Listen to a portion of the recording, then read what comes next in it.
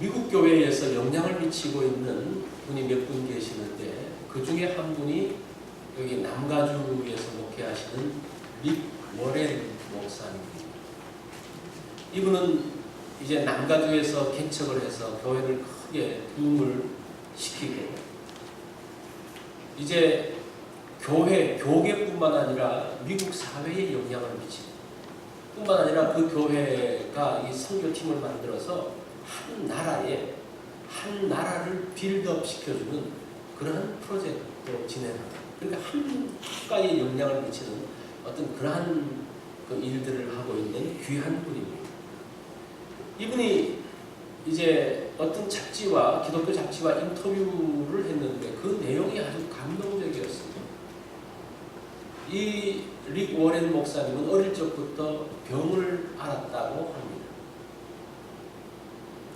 그 병이 뇌기능 부전이라는 병인데 어릴 적부터 계속 병원을 다녔고 또 이 병 때문에 학교를 가지 못한 적도 있었다라고 합니다.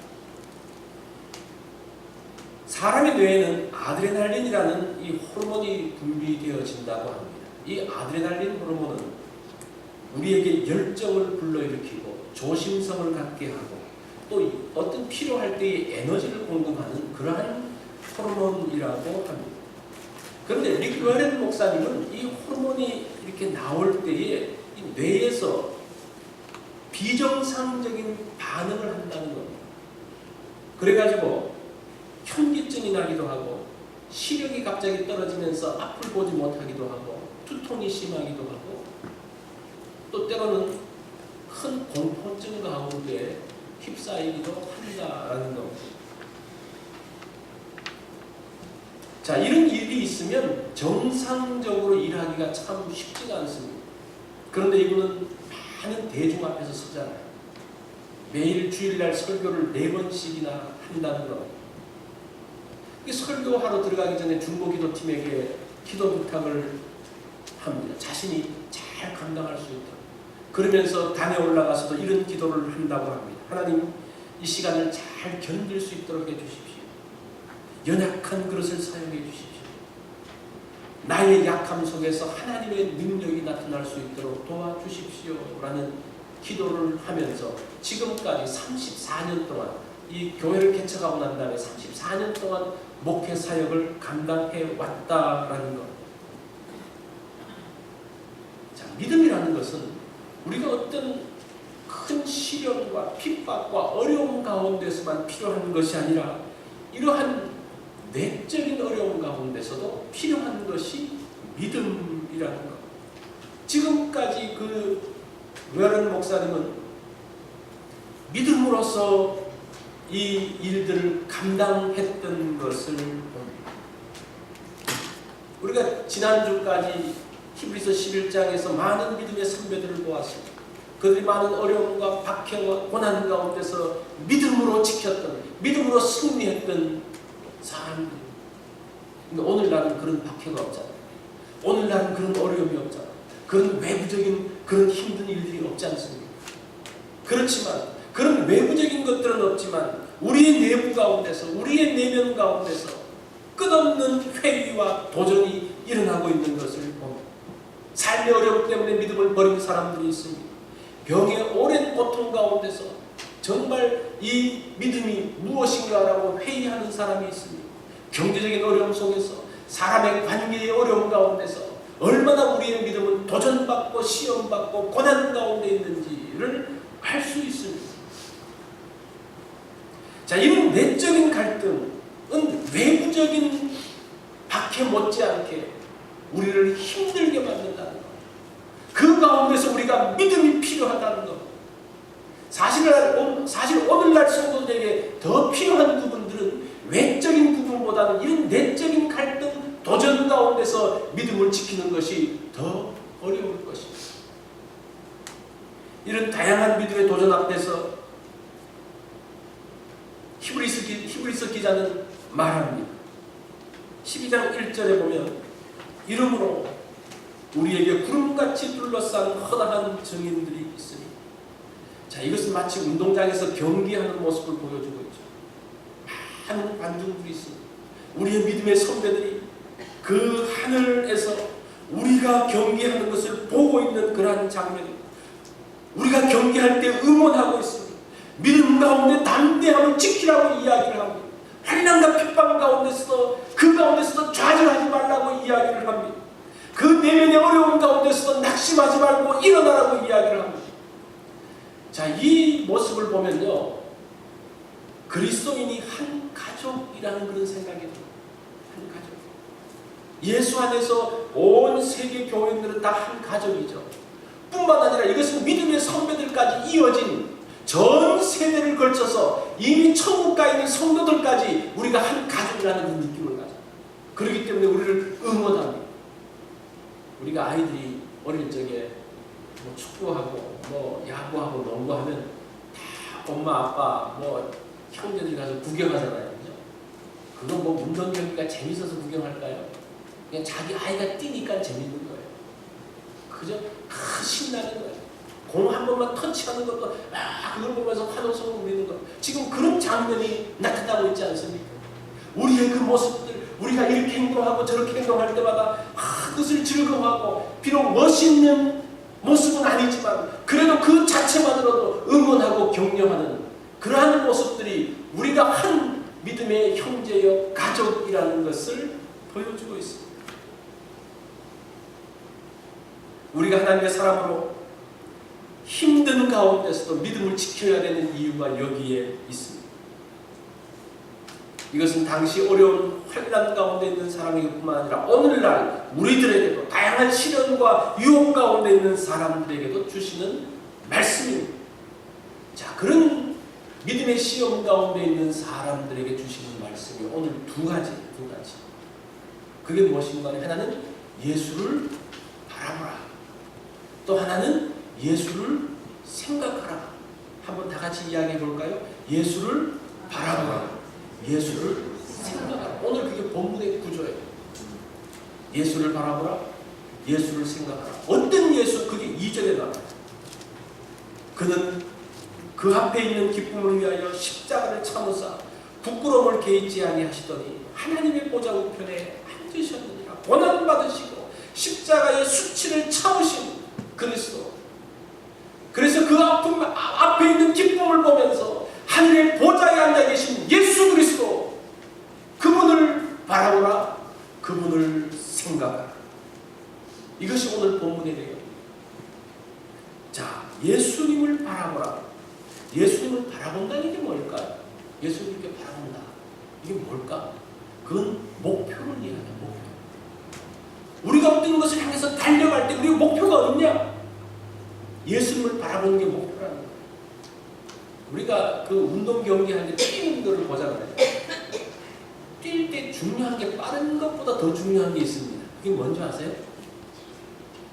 결승적으로 나가는 게 가장 중요해요. 뭐 이제 그 운동선수들은 그런 게 없지만 어릴 적에 운동해보면 고개 푹 숙이고 달리는 애들 봤죠. 자기 혼자 저쪽으로 뛰는 애, 빠르긴 빠른데 결승점에 통과를 못해요. 아무 소용이 없습니다. 예수를 바라보라. 사실은 100m, 200m는 이렇게 짧기 때문에 목표점이 보이는데 마라톤을 뛰면요, 목표점이 잘 보이지 않잖아요. 그 코스가 아주 다양합니다. 근데 거기서 이탈하면 실격이에요. 아무리 1등하더라도 그 코스를 이탈하면 그것으로 끝나버립니다. 그만큼 목표가 중요해요. 우리가 열심히 인생 경기를 달려갔는데 와보니까 이게 아니네. 그건 끝입니다. 그래서 언제나 바라볼 것이 뭐라고 이야기합니까? 예수를 바라보라고 이야기합니다. 어떤 예수인가? 2절을 보십시오. 우리 다 같이 한번 2절 읽습니다. 믿음의 주요 또 온전케 하시는 이는 예수를 바라보라. 자, 이 두 가지.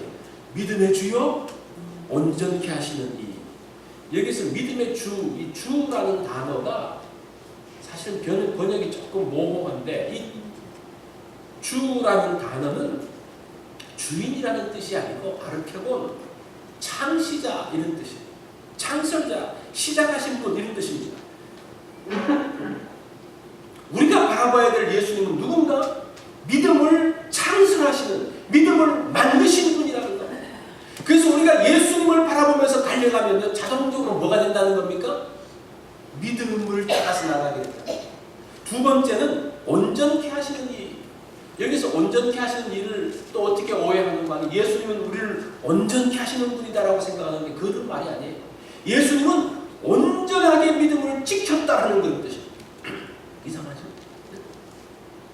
그러니까 예수님이 어떤 분이십니까? 믿음을 만드시고 믿음을 창설하신 분일 뿐만 아니라 그 믿음대로 끝까지 살았던 온전하게 하셨던 분이 예수 그리스도라. 믿음에 있어서 예수님이 그런 분이다. 믿음의 시작일 뿐 아니라 믿음을 끝까지 지켰던, 우리가 예수 그리스도를 바라본다는 게 뭡니까? 믿음의 시작과 믿음의 끝까지 온전하게 낙오하지 아니하고 이탈하지 아니하고 끝까지 믿음의 길을 갔던 분, 예수 그리스도를 바라보라, 이런 이야기. 그래서 예수님을 바라본다는 것은 뭡니까? 믿음을 향해서 믿음을 바라본다는 그런 뜻입니다.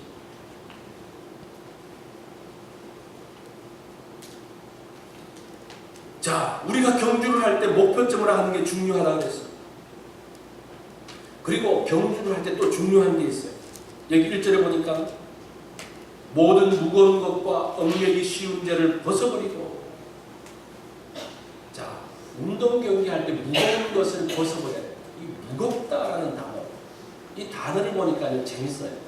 체중 이런 뜻이다. 체중, 짐, 장애물 이런 뜻이다. 그러니까 운동 경기를 할 때 무거운 것을 벗어버려야 되는데 그것이 뭐라는 겁니까? 체중을 줄이는 것을 이야기해요. 이 운동 선수들이 체중 줄이는 거 굉장히 중요합니다. 특별히 체급 선수들 있잖아요, 그죠? 예를 들어서 뭐 복싱을 할 때 이 무슨 체급 그럴 때 그 체급 선수들은 정한 몸무게가 있어요. 그 몸무게가 넘어서면 아무리 잘하는 사람도 실격이에요. 경기에 나갈 수가 없습니다. 그 정도로 체중이 중요합니다. 그러면 이 체급 선수뿐만 아니라 일반 운동 선수도 체중이 굉장히 중요합니다. 이 한국의 삼성 그 배구단의 신치용 감독이라는 분이 있는데, 이제 그분이 그 배구 선수들을 이제 그 컨디션을 조절하는데 딱 한 가지라는 겁니다. 그러니까 연습 마치고 퇴근하기 전에 몸무게를 잽니다. 몸무게를 딱 적어요. 그리고 그 다음날 와서 또 몸무게를 달아요. 그래서 200g 이상 차이가 나면 특별 훈련에 들어갑니다. 그날 저녁에 자기가 얼마나 많이 먹든지 뭘 하든지 아무 상관없이 마음껏 다 하게 해요. 근데 단지 뭐만 지켜야 됩니까? 몸무게만 지켜야 돼요. 그 정도로 중요하다는 거예요. 김연아 선수 같은 경우는 그 사람은 뭐 운동 경기 할 때 몸무게 재는 사람이 아닙니다. 그런데 몸무게가 불면요 점프가 안 돼요. 그리고 발목에 무리가 갑니다. 그러니까 계속 그 몸을 유지하기 위해서 얼마나 노력하는지 몰라요. 이 무거운 영적 생활도 마찬가지입니다. 영적 비만이 있어요. 영적 과체중이 있습니다. 우리가 살찌고 이렇게 하면요 모든 게 귀찮아지잖아요. 움직이기 힘들어지지 않습니까? 그죠? 그리고 시키잖아요. 가만히 앉아가지고 이거 대라 저거 대라. 자기는 귀찮으니까.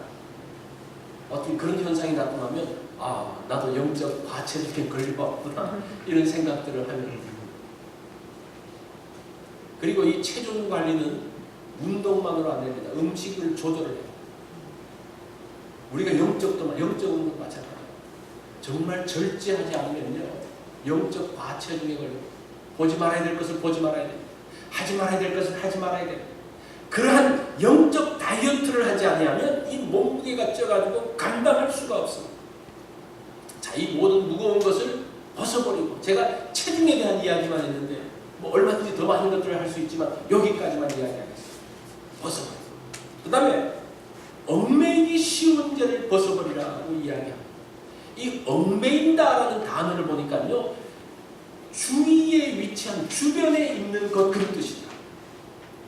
그러니까 우리의 믿음의 경주를 하는데 방해하는 첫 번째 것이 우리의 우리를 무겁게 하는 게 첫 번째고, 두 번째는 우리 주변에서 우리를 뛰지 못하게 막는 것 그런 뜻이에요. 그게 뭘까? 우리 가까이 있는 것이 사실 우리를 괴롭히는 거죠. 우리의 가까이 사소한 것들이 우리로 하여금 믿음의 경주를 하지 못하게 만드는 것들이에요. 우리를 낙심시키고 우리를 뛰지 못하게 못하게 만들고 우리의 발목을 잡는 것. 사실 그게 뭘까라는 생각을 해보면 뭐 여러 가지가 있겠지만 한 가지 생각나는 게 한 가지만 말씀을 드리면 우리 그리스도인들은 바르게 살려는 사람들이잖아요. 말씀대로 살려고 하는 사람이잖아요. 그리고 다른 사람들보다 도덕적인 기준이 높잖아요. 그러다 보니까 우리가 쉽게 걸릴 수 있는 얽매이기 쉬운 죄가 외식입니다. 외식. 그러니까 야 우리가 다 이렇게 도덕적으로 높아야 되는데 때로는 그렇게 못해요. 그러다 보니까 그것 때문에 걸려드는 하지 못하면서도 그렇게 하는 척하는 외식. 그게 사실은 도덕적으로 바르게 살려는 사람들이 걸릴 수 있는 죄 중에 하나. 그것을 여러분 조심을 하십시오.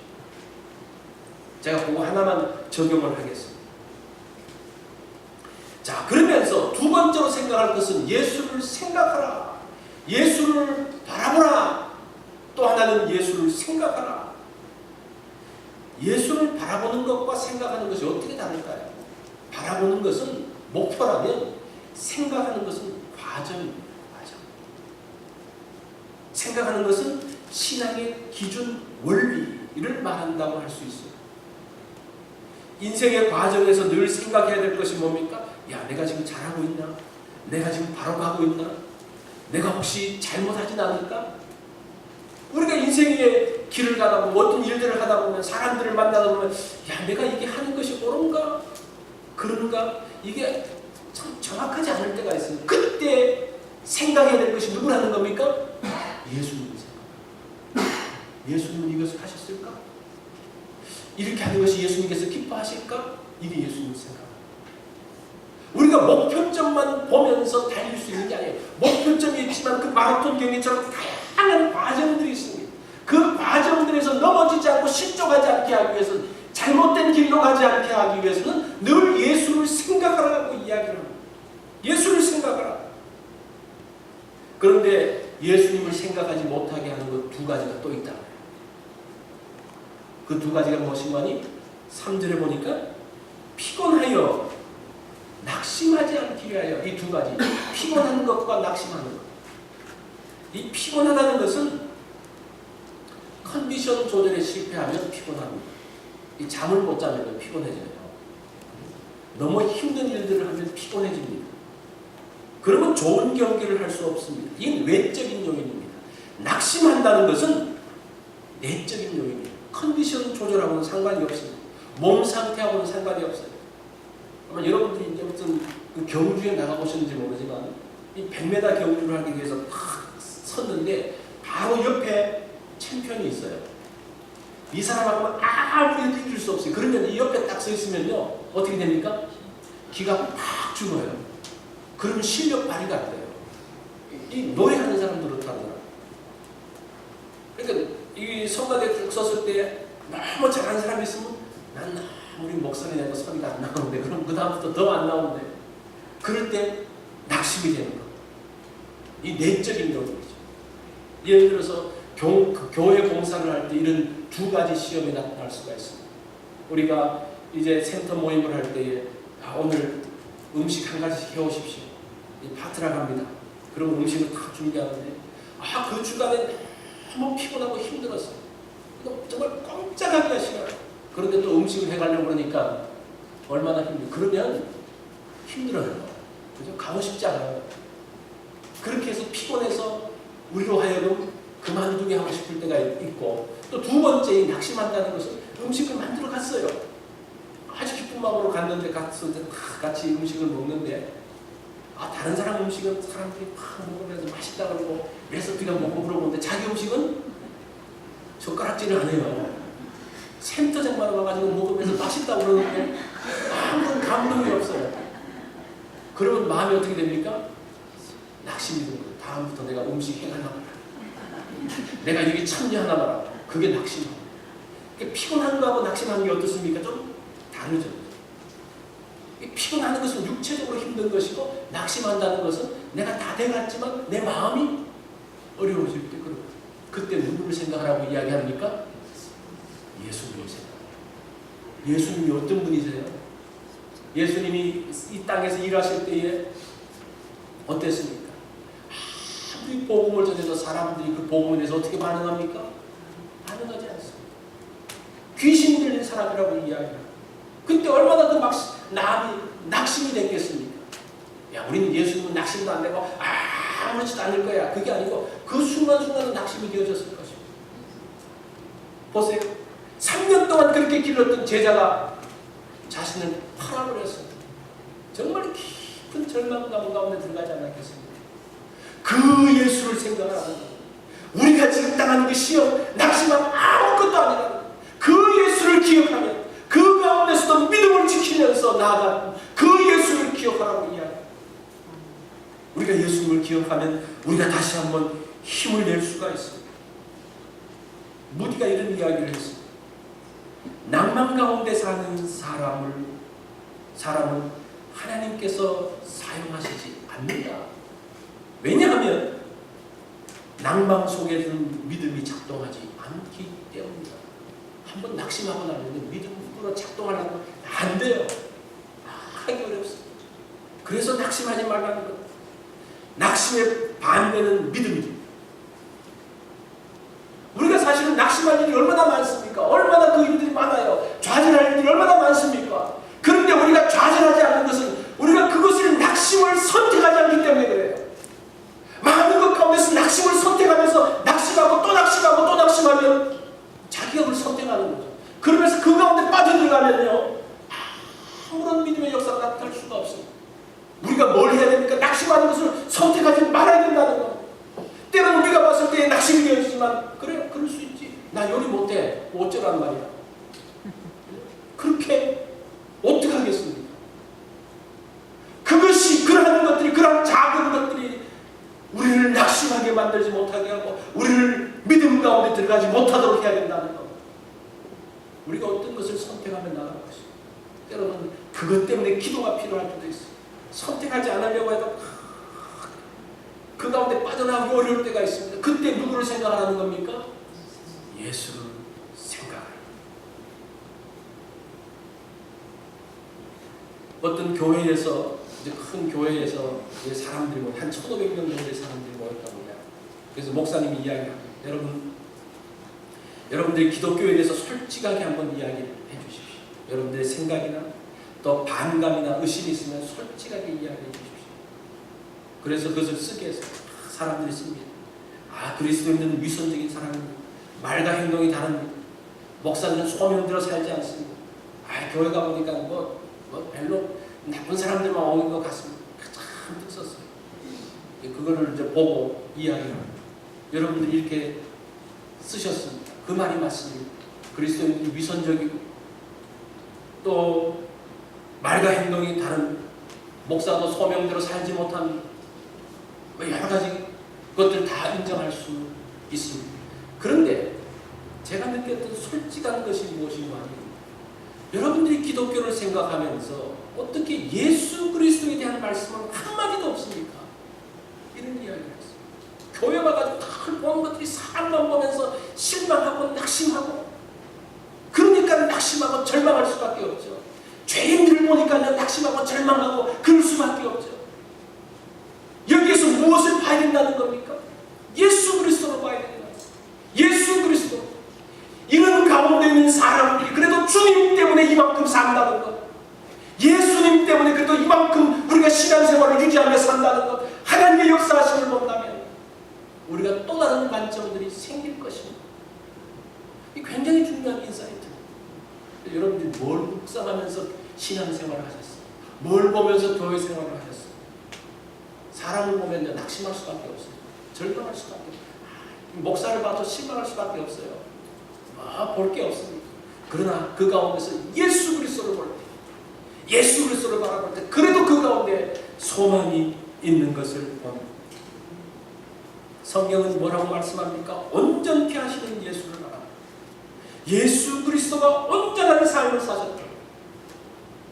이 말씀을 대놓고 성도님이 이렇게 사셨습니까? 목사님 이렇게 사셨습니까? 사실 할 말 없죠. 다 살지 못하죠. 그러나 우리가 그 예수를 바라보며 오늘도 나아가는, 실패했지만 또 주님을 바라보며 나아가는, 그것이 믿음의 여정입니다. 자, 우리가 예수를 바라보고 생각해야 될 이유가 무엇인가? 그것만 오늘 살펴보고 오늘 말씀 마치려고 합니다. 신앙뿐만 아니라 인생의 경주도 비슷합니다. 어떤 분은 인생을 축구 경기로 묘사하면서 이렇게 이야기를 했습니다. 25세까지는 연습 기간이고 50세까지는 전반전이고 75세까지는 후반전이고 100세까지는 연장전이다. 이 골이 전반전에만 나오는 게 아니라 후반전에만 나오는 게 언제도 나옵니까? 연장전에도 나와요. 제가 이 이야기를 보면서 야, 우리 교회 성공이 있다는 생각이 들었습니다. 연장전 뛰는 사람 걱정하지 마세요. 그 가운데서 엄청난 일들이 벌어집니다. 여기 100세 넘은 사람 있어요? 아직 소망이 있어요. 골을 넣을 수 있는 기회가 있습니다. 연장전에 골 터지면요, 사람들 다 그냥 뒤집어집니다. 그 영웅이 돼요, 영웅. 저는 이거 보면서 나는 후반전인데 같이 가야겠구나라는 생각을 했는데, 같은 후반전 뛰는 사람들끼리 한번 힘을 내야 됩니다. 자, 그리고 어떤 분은 인생의 경주는 마라톤과 같다라고 이야기합니다. 마라톤을 하다 보면요, 얼마나 힘든, 정말 이 위가 그냥 뒤틀려가지고 찢어지는 것 같은 그런 고통이 있다라고 이야기합니다. 그러면서도 끝까지 포기하지 않고 달리고. 그래서 완주하는 사람에게 물어보면 어떻게 포기하지 않고 달립니까? 그럼 뭐라고 말하는 줄 아십니까? 대부분이 상을 받기 위해서 이렇게. 사실 믿음의 경주도 마찬가지예요. 2절을 한번 보세요. 그 앞에 있는 기쁨을 위하여, 이게 상이잖아요. 기쁨을 위하여. 그리고 십자가를 참으사 포기하지 않고 완주할 수 있는 요인 두 가지. 지금 두 가지를 지금 계속 이야기하고 있어요. 상과 뭡니까? 인내. 인내할 수 있게 하는 것이 상입니다. 어떤 분은 상을 이야기하면, 상급을 이야기하면, 뭐 믿는 사람이 이미 받은 상도 많은데 뭐 상 받으려고 그러냐. 근데 그거는 잘못된 거예요. 왜냐하면 우리 모두가 상을 향해서 달려가는 사람이에요. 올림픽에 참석하는 사람에게 이번에 경기 올림픽에 나가는 목표가 뭡니까? 어떤 마음가짐입니까? 저는 참가하는 데 의의가 있습니다. 그렇게 인터뷰했다면 그 사람은 선수 자격이 없는 사람. 나갔으면 뭡니까? 비록 자기의 그 성적으로 봐서는 메달권에 들어가지 못하지만 그래도 목표가 뭡니까? 상이에요, 상. 지금 이 세상에서 모든 것을 다 가져보고 지적으로 최고의 그 가운데 있는 사람이 갖고 싶어 하는 게 하나 있습니다. 그게 뭔지 아십니까? 노벨상이에요, 노벨상. 저렇게 나이 많은 사람이 돈도 많이 갖고 있고 배운 것도 많은 사람이 그 상을 탐내냐? 그렇지 않습니다. 이 노벨상을 타면요, 가문의 영광이고 정말 국가의 영광이고. 그런데 하나님께서 주시는 그 상급이 있는데 나 그 상 필요 없어요. 이미 받은 거 많아요. 그거는 믿음의 고백이 아닙니다. 정말 하나님께서 주신 그 상을 향해서 끝까지 달려가. 이 상이 우리로 하여금 그 인내들을 참게 합니다. 그 금메달, 이 메달 하나가 뭐 얼마가 되겠습니까? 값어치가 얼마가 되겠어요? 그 정말 4년 동안, 1평생 동안 그 수고하고 했던 거, 그 값어치가 되겠습니까? 돈으로는 되지 않는 거죠. 때로는 그렇게 수고해서도 그것을 가지지 못하는 사람도 있습니다. 그러나 상은 소중한 거예요. 상은 소중한 거예요. 그 상을 향해서 달려가는 거예요. 상이 우리로 하여금 믿음의 경주를 하게 합니다. 여러분, 하늘에 상급이 있습니다. 여러분의 믿음의 그 경주 가운데 하나님께서 상을 주세요. 그것을 사모하면서 영원한 상, 없어지지 않는 올림픽의 금메달보다 노벨상보다 더 하나님께서 주시는 귀중한 상, 그것을 사모하면서 나가십시오. 두 번째는 인내입니다. 우리의 믿음의 경주를 계속적으로 할 수 있게 하는 것은 인내입니다. 정말 고통스러운 것 가운데서도 참으면서 나가야 돼요. 켈빈 클리치라는 분이 이런 이야기를 했습니다. 다 아는 이야기인데 한번 들어보십시오. 이 세상에서 재능이 있으면서도 성공하지 못하는 사람이 많다. 다른 사람보다 훌륭한 교육을 많이 받았지만 성공하지 못하는 사람이 많다. 특별한 용기를 가지고 인생을 사는 사람도 있지만 성공하지 못하는 사람들이 있다. 왜 그런가? 이유는 단 하나, 인내하지 못하기 때문이다. 참을성이 없기 때문이다. 이렇게 일리가 있는 거예요. 그죠? 정말 재능도 있고 정말 많은 것들이 지구력이 없어요. 그러면 힘듭니다. 그럼 견뎌나가기 힘듭니다. 이런 이야기를 합니다. 공부는 머리로 하는 게 아니고 엉덩이로 하는 거다. 이런 말 들어보셨습니까? 머리가 좋아서 공부하는 게 아니라 그냥 침착하게 앉아있는 사람이 이게 공부 잘하는 거예요. 오늘 본문에도 인내에 대한 말씀이 나옵니다.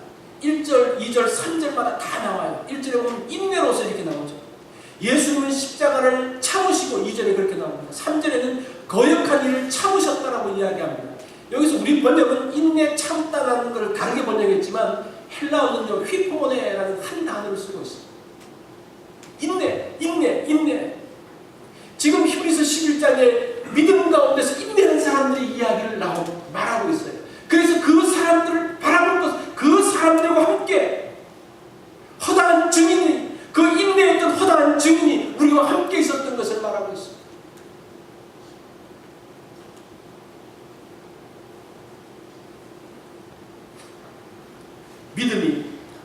믿음을 완성하게 해주는 것이 인내.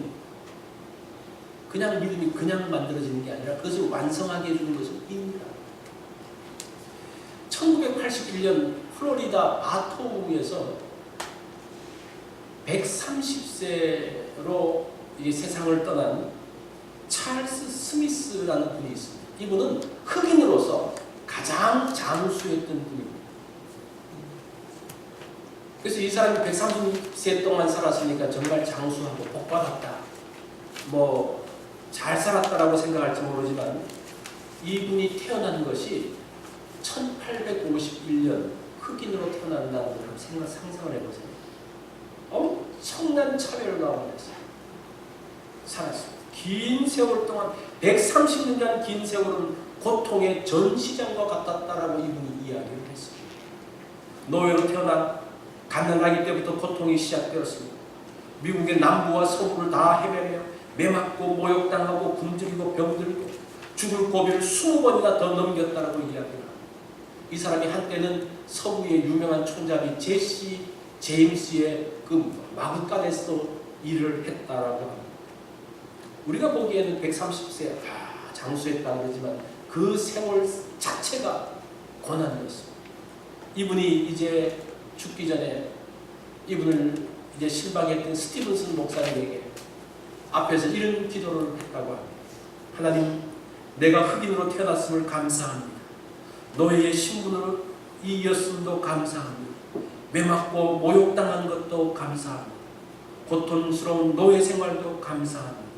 왜냐하면 130년간 언제나 내 곁에 예수님이 함께 계셔 주셨기 때문입니다. 나는 예수님 안에 살아왔기 때문에 그 가운데서도 주님께서 함께 하셨기 때문에 내가 감사합니다. 이것이 그분의 고백이었습니다. 많은 어려움이 있을 수 있죠. 그래도 그때에 누구를 이분은 생각했습니까? 예수님을 생각했다. 그렇지. 주님께서 하셨던 그 십자가의 참으심, 고통, 부끄러움, 수치, 그 이후에 뭐가 있습니까? 하나님의 보좌 우편에 앉는 그 영광, 그거를 생각하면서 사셨고, 우리가 무엇을 생각하느냐가 굉장히 중요합니다. 어떤 생각을 하느냐가 굉장히 중요합니다. 오늘날은 믿음의 선배들처럼 찰리 스미스처럼 외적인 어려움들은 줄어들었을 것입니다. 그러나 이 시대가 너무나 복잡해지면서 내적인 고통과 어려움들은 훨씬 더 커졌습니다. 이제는 우리가 그 가운데서 믿음을 지켜야 돼요. 내 내면과 싸우면서 믿음을 지켜야 돼요. 이때의 우리의 목표이신 누구를 바라보라? 예수를. 누구를 생각하라? 예수를 생각하라. 이것이 그 믿음의 선배들을 살렸던 말씀. 정말 고통과 절망 가운데 있는 사람들에게 예수님을 바라보라. 예수님을 생각하라.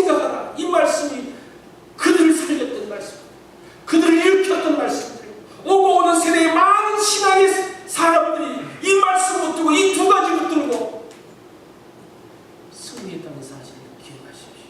오늘날 여전히 이 말씀은 소중합니다. 예수님을 바라보고 예수님을 생각하십시오. 우리 다 같이 기도하겠습니다.